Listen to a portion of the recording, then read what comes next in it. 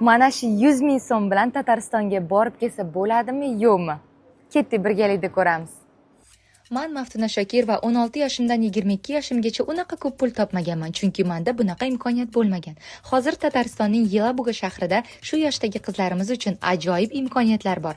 Siz harakatingiz va intilishingizga qarab oyiga $860 dan $1080 pul ishlashingiz mumkin. Buni shaxsan o'zim o'z ko'zim bilan ko'rish uchun Yelabugaga bordim. Start program qonuniy, sizni yashash joyingiz bilan ham ta'minlaydi. Sharoitlari juda ham yaxshi. Siz bir vaqtning o'zida ham o'qib, ham ishlashingiz mumkin.